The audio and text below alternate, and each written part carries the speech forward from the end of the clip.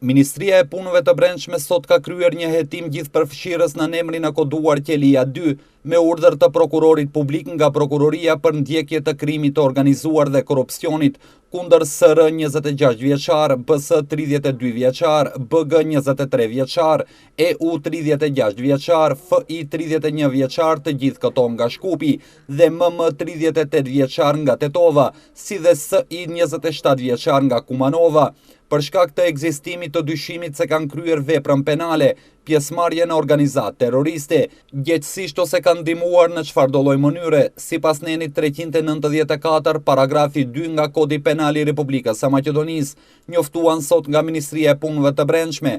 Ministria për Punë të Brendshme njofton se aksioni policor është realizuar në 6 shtëpi në Shkup dhe 1 në Tetov.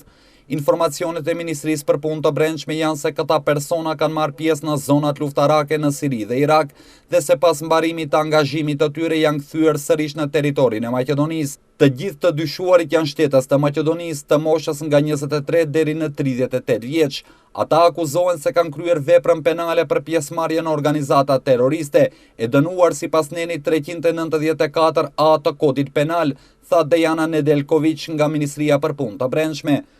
Pas bastisjeve në shtëpit dhe hapësira të tjera me urdhër të prokurorit publik, 7 persona nga të cilët 6 në Shkup dhe 1 në Tetov, janë gjetur dhe siguruar 4 persona me iniciale BG, FI, EU dhe BS, ndërkaq 3 persona tjerë nuk janë të kapshëm për autoritetet. Gjithashtu gjatë bastisjeve që janë kryer në mëngjesin e sotëm janë gjetur dhe janë marrë 5 desktop kompjuter, 2 laptop kompjuter, 19 telefona celular, 9 SIM kartela, mbajtës për SIM kartel, 9 USB stick, 50 CD, memori kartela, maska mbrojtëse, 3 dokumente udhëtimi, bluz me shkrimin arab Shteti Islamik i Përjetshëm dhe dokumente të tjera të cilat do të jenë pjesë e ekspertizës, thuhet në njoftimin e Ministrisë së Punëve të Brendshme. Prokurori kompetent publik i Prokurorisë Themelore Publike për përndjekjen e krimit të organizuar dhe korrupsionit e solli urdhërin për zbatimin e hetimit për 7 personat pjesëtar të Shtetit Islamik i ISIS. Prokurori kompetent, duke vlerësuar se janë plotësuar të gjitha bazat ligjore deri te gjykatësi në një procedurë paraprake në gjykatën themelore Shkupi 1 Shkup,